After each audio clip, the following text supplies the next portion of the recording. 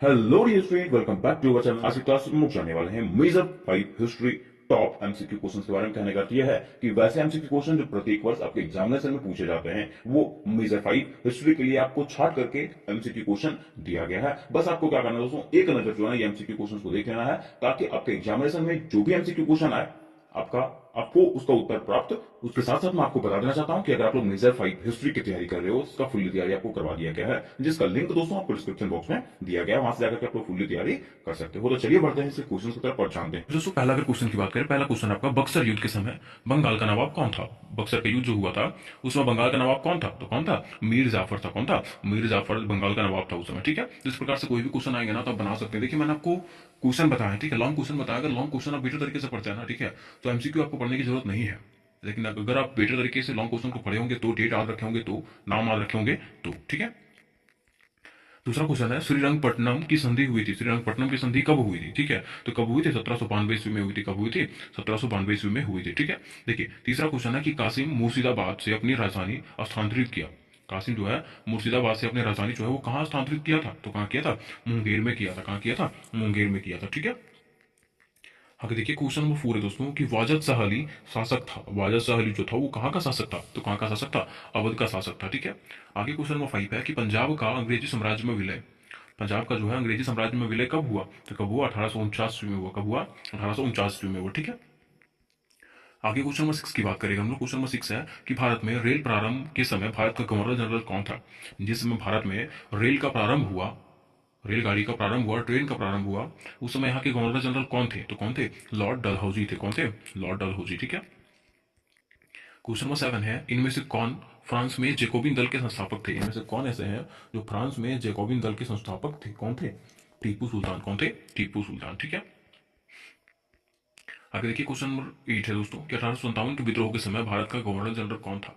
जिस समय भारत में 1857 का क्रांति हुआ था, उस समय भारत का गवर्नर जनरल कौन था? तो कौन था? कनिंग था। कैनिंग था, लॉर्ड कनिंग था। ठीक है।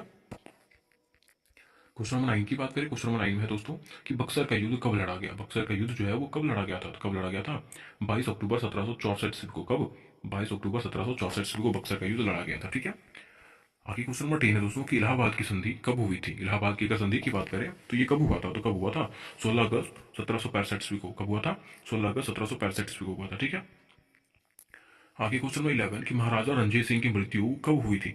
महाराजा रणजीत सिंह की मृत्यु जो है वो कब हुआ था? तो कब हुआ था? 1839 ईस्वी में हुआ था। कब हुआ था? 1839 ईस्वी में महाराजा रणजीत सिंह का मृत्यु हुआ था। ठीक है। दोस्तों क्वेश्चन नंबर 12 है आपका कि सती प्रथा किस वर्ष समाप्त किया गया? सती प्रथा जो है वो किस वर्ष समाप्त किया गया? तो किस वर्ष समाप्त किया गया? 1829 ईस्वी में इसको समाप्त किया गया। ठीक है। आगे क्वेश्चन नंबर 13 है कि रेगुलेटिंग एक्ट जो है वो कब पारित हुआ था? रेगुलेटिंग एक्ट जो पारित किया गया था वो कब पारित हुआ था? तो कब हुआ था? 1773 ईस्वी में। कब हुआ था? 1773 ईस्वी में। ठीक है। देखिए दोस्तों, जैसा कि मैंने आपको बताया था कि दोस्तों व्हाट्सएप ग्रुप में मैंने आपको मैसेज किया था कि मेरे साथ अचानक से कुछ घटना घट गया है ना, तो अचानक से घटना घट जाने के कारण मैं आपको तैयारी जो है पूरी तरीके से नहीं करवा पा रहा हूँ। ठीक है। और जितना भी तैयारी करवा दिया आपको, इंपॉर्टेंट क्वेश्चन बता दिया हूँ। ठीक है। और मैं आपको बोल दिया हूँ कि व्हाट्सएप ग्रुप में आप लोग ज्वाइन हो जाए, जो भी मेरे से हो सकेगा, क्योंकि मैं खुद प्रॉब्लम में फंसा हुआ हूँ। ठीक है। तो जो भी मेरे से हो सकेगा मैं आपको पीडीएफ शेयर कर दूंगा व्हाट्सएप ग्रुप में, आप लोग वहाँ से देख ले, और उससे ज़्यादा बेटर होगा कि आप लोग वीडियो में देख ले। ठीक है। चलिए अगला क्वेश्चन की अगर बात करें, क्वेश्चन है अगला कि ब्रह्म समाज की स्थापना किसने किया? ब्रह्म समाज का स्थापना जो है वो किसने किया था? तो किसने किया था? राजा राम मोहन राय ने किया था। किसने? राजा राम मोहन राय ने किया था। ठीक है। अगला क्वेश्चन दोस्तों कि देसी भाषा समाचार पत्र अधिनियम कब पारित हुआ? देसी भाषा समाचार पत्र अधिनियम जो है वो कब पारित हुआ था? 1878 ईस्वी में। कब? 1878 ईस्वी में। ठीक है। देखिए इससे रिलेटेड जितने भी आपको क्वेश्चन है, लॉन्ग क्वेश्चन, मॉडल पेपर, ठीक है, और इंपॉर्टेंट क्वेश्चन, ठीक है, सारे के सारे आपको क्वेश्चन बता दिए गए हैं। अगर आप लोग उसको नहीं देखे होंगे ना, तो डिस्क्रिप्शन बॉक्स में जो है आपको लिंक मिल जाएगा, वहां से आप लोग सारे वीडियोज को देख सकते। देखिए अगला क्वेश्चन है दोस्तों कि भारत के प्रथम गवर्नर जनरल कौन थे? भारत के अगर प्रथम गवर्नर जनरल की बात करें तो कौन है? कौन थे उसमें? विलियम बेंटिक थे। कौन थे? विलियम बेंटिक थे। ठीक है। अगला क्वेश्चन की बात करें, नेक्स्ट क्वेश्चन कि स्वतंत्र भारत के पहले गवर्नर जनरल कौन थे? स्वतंत्र भारत की अगर बात करें तो स्वतंत्र भारत के पहले गवर्नर जनरल कौन थे? तो कौन थे? Lord Mountbatten. ठीक है। कौन थे? लॉर्ड माउंटबेटन जो है स्वतंत्र भारत के पहले गवर्नर जनरल थे। ठीक है। तो यहां तक मेरे दोस्तों आपको मोस्ट इंपॉर्टेंट एमसीक्यू क्वेश्चन को क्लियर करवाया गया। अब हम लोग इससे जुड़े और भी कुछ वीवीआई क्वेश्चनों को कंप्लीट करेंगे जो आपके एग्जामिनेशन के लिए बहुत ज्यादा आवश्यक रहेगा। तो चलिए फिर से हम लोग इसको एक एक करके समझने का प्रयास करते हैं जो प्रत्येक वर्ष एग्जामिनेशन में पूछा जाता है। ठीक है, पहला क्वेश्चन है दोस्तों कि भारत का प्रथम वायसराय कौन था। अगर भारत के प्रथम वायसराय की बात करें तो भारत का प्रथम वायसराय कौन था, तो कौन था, लॉर्ड कैनिंग। कौन था, लॉर्ड कैनिंग भारत का प्रथम वायसराय था। ठीक है, फिर देखिए दूसरा अगर क्वेश्चन की बात करें, दूसरा क्वेश्चन क्या है कि बंगाल का द्वैध शासन कब से कब तक चला था। बंगाल का द्वैध शासन जो था वो कब से कब तक चला था। ठीक है, तो कब से कब तक चला था, 1765 से लेकर के 1772 तक चला था बंगाल का द्वैध शासन। कोई पूछेगा कि बंगाल का द्वैध शासन जो है कब से कब तक चला था, तो 1765 से लेकर के 1772 तक। ठीक है, आगे क्वेश्चन में थर्ड है कि रंजीत सिंह ने सुप्रसिद्ध कोहिनूर हीरा प्राप्त किया था। अगर बात करें रंजीत सिंह का, तो रंजीत सिंह जो है सुप्रसिद्ध कोहिनूर हीरा जो है वो किससे प्राप्त किया था, तो किससे प्राप्त किया था, शाह सूजा से वो प्राप्त किया था। किससे, शाह सूजा से रंजीत सिंह जो है कोहिनूर हीरा प्राप्त करता है। ठीक है, क्वेश्चन नंबर 4 क्या है दोस्तों कि महाराजा रंजीत सिंह के उत्तराधिकारी कौन थे। महाराजा रंजीत सिंह के उत्तराधिकारी कौन थे, कौन थे, खड़क सिंह। कौन थे, खड़क सिंह जो थे महाराजा रंजीत सिंह के क्या थे, उत्तराधिकारी थे। देखिए यहां तक आपको क्वेश्चन नंबर 4 तक बता दिया गया है ना, एमसीक्यू 4 तक बता दिया गया। देखिए ये जो एमसीक्यू बताया जा रहा है ना, ये एमसीक्यू सारे के सारा इंपॉर्टेंट है। ठीक है, प्रत्येक साल पूछे गए एमसीक्यू आपको बताया जा रहा है जो आपके लिए मोस्ट इंपॉर्टेंट होने वाला है। ठीक है, अब देखिए इससे रिलेटेड जितने भी इंपॉर्टेंट क्वेश्चन है, लॉन्ग क्वेश्चन और शॉर्ट क्वेश्चन सब बता दिया गया। उसके साथ साथ इंपॉर्टेंट क्वेश्चन को बता दिया गया वीवीआई क्वेश्चन कि कौन सा क्वेश्चन आपके एग्जाम में आएगा। अगर वो सब नहीं देखे होंगे तो डिस्क्रिप्शन बॉक्स में जो आपको टेलीग्राम का लिंक मिलेगा, उसके साथ साथ आप लोगों को वीवीआई क्वेश्चन का प्लेलिस्ट मिल जाएगा। ठीक है, वहां से आप लोग सारे क्वेश्चन को जाकर के देख सकते हैं जो आपके लिए वीवीआई होने वाला है। ठीक है, उसके बाद देखिए क्वेश्चन नंबर 5 में क्या है, क्वेश्चन नंबर 5 में है कि तीसरे आंग्ल मैसूर युद्ध को रोकने के लिए टीपू सुल्तान ने अंग्रेजों के साथ कौन सी संधि की। मतलब तीसरा आंग्ल मैसूर युद्ध जो था उसको रोकने के लिए टीपू सुल्तान ने अंग्रेजों के साथ कौन सा संधि किया था, तो कौन सा संधि किया था, श्रीरंगपट्टनम की संधि। कौन सा, श्रीरंगपट्टनम की संधि वो किए थे। ठीक है, आगे क्वेश्चन नंबर 6 की बात करें, क्वेश्चन नंबर 6 में क्या है कि पलासी की लड़ाई 1757 ईस्वी में अंग्रेजी सेना का नेतृत्व किसने किया। पलासी का लड़ाई जो हुआ था उसमें से अंग्रेजी सेना का नेतृत्व जो है वो किसने किया था, तो किसने किया था, रॉबर्ट क्लाइव ने किया था। किसने, रॉबर्ट क्लाइव ने पलासी के युद्ध का नेतृत्व किया था अंग्रेजी सेना में। आगे क्वेश्चन नंबर 7 की बात करें, क्वेश्चन नंबर 7 में क्या है कि सबसे अधिक निर्णायक युद्ध जिसमें अंग्रेजों के भारत में प्रभुत्व को समाप्त कर दिया। मतलब सबसे अधिक निर्णायक युद्ध कौन सा था जिसने अंग्रेजों के भारत में प्रभुत्व को खत्म कर दिया था, कौन सा युद्ध था, पलासी का युद्ध। कौन सा, पलासी का युद्ध। ठीक है, आगे क्वेश्चन नंबर 8 में है कि बक्सर के युद्ध के समय दिल्ली का शासक कौन था। बक्सर का युद्ध जिसमें हुआ था 1764 ईस्वी में, उस समय दिल्ली का शासक कौन था, तो कौन था, बहादुर शाह जफर। कौन था, बहादुर शाह जफर जो था ये कहां का था, दिल्ली का शासक था। ठीक है,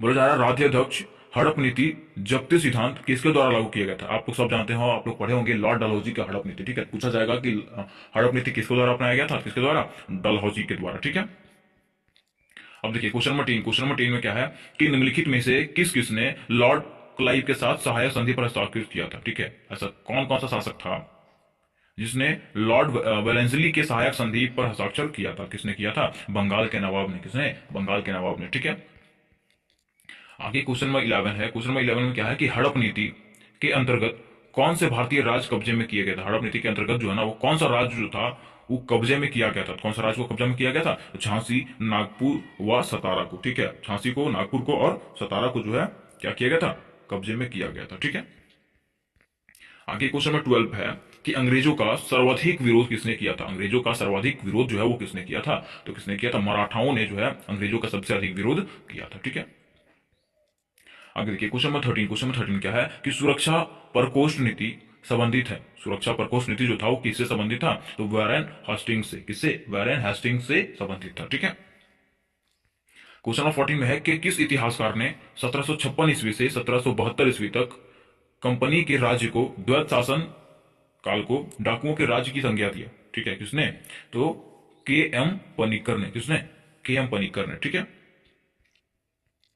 आगे 15 नंबर क्वेश्चन है कि भारत में आधुनिक शिक्षा प्रणाली का नींव किसने डाला। भारत में जो है आधुनिक शिक्षा प्रणाली का नींव किसने डाला था, किसने डाला था, 1835 में डाला था मैकले। किसने, मैकले ने। ठीक है, आगे क्वेश्चन नंबर 16 है कि ईस्ट इंडिया कंपनी के नेतृत्व में रॉबर्ट क्लाइव का उत्तराधिकारी निम्नलिखित में से कौन था। जिसमें ईस्ट इंडिया कंपनी का नेतृत्व रॉबर्ट क्लाइव कर रहे थे, उसमें उसका उत्तराधिकारी कौन था? तो कौन था? हेस्टिंग्स था। कौन था? हेस्टिंग्स था। ठीक है, आगे दोस्तों कि प्रथम आंग्ल मैसूर युद्ध में कौन विजय हुआ। प्रथम आंग्ल मैसूर युद्ध जो हुआ था उसमें से विजयी कौन हुआ था? जीता कौन था? तो कौन जीता था? हैदर अली जीत चुका था। कौन? हैदर अली जीता था। ठीक है, आगे लिखा हुआ दोस्तों कि अंग्रेजी शासन का प्रभाव किस क्षेत्र में अधिक पड़ा। अंग्रेजी शासन का प्रभाव जो है वो किस क्षेत्र में अधिक पड़ा था? तो किसमें पड़ा था? आर्थिक क्षेत्र में। किसमें? आर्थिक क्षेत्र में जो है ना इसका प्रभाव सबसे अधिक पड़ा था। ठीक है, फिर देखिए 19वां नंबर क्वेश्चन है कि पलासी के युद्ध के समय बंगाल का नवाब कौन था। इसमें पलासी का युद्ध हुआ था, उस वक्त बंगाल का नवाब कौन था? सिराजुद्दौला था। कौन था? सिराजुद्दौला। ठीक है, फिर क्वेश्चन नंबर 20 है कि भारत में सहायक संधि का जन्मदाता कौन था। भारत में जो है सहायक संधि का जन्मदाता कौन था? तो कौन था? डुप्ले था। कौन था? डुप्ले। ठीक है, आगे देखिए क्वेश्चन नंबर 21 है दोस्तों। क्वेश्चन नंबर 21 में क्या लिखा हुआ है कि भारत में ब्रिटिश भू राजस्व प्रणाली का निम्नलिखित में से किसने अधिक लाभ प्राप्त किया। मतलब भारत में जो ब्रिटिश भू राजस्व प्रणाली था उसमें से कौन ऐसे लोग थे जिसने सबसे अधिक लाभ प्राप्त किया।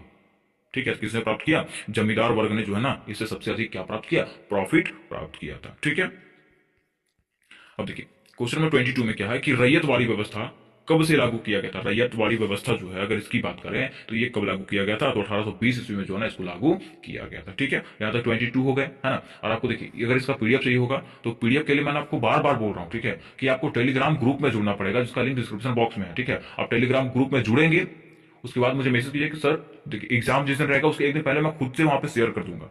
लेकिन अगर आप लोग ज्वाइन होंगे तब मुझे लगेगा कि हाँ स्टूडेंट्स में ज्वाइन हुए हैं तो मैं क्या करूंगा उसमें से पीडीएफ भेजूंगा, नहीं तो मैं कैसे क्यों भेजूंगा। ठीक है, तो जल्द से जल्द आप लोग क्या करें टेलीग्राम ग्रुप में जुड़ जाए, वहां पे आपको इंपॉर्टेंट क्वेश्चन के पीडीएफ मिलेंगे, लेकिन स्टूडेंट्स जुड़ेंगे उसमें तब। ठीक है, आगे देखिए क्वेश्चन नंबर 23 क्या है, रामकृष्ण मिशन की स्थापना किसने किया। रामकृष्ण मिशन जो है उसका स्थापना किसने किया था। तो किसने किया था?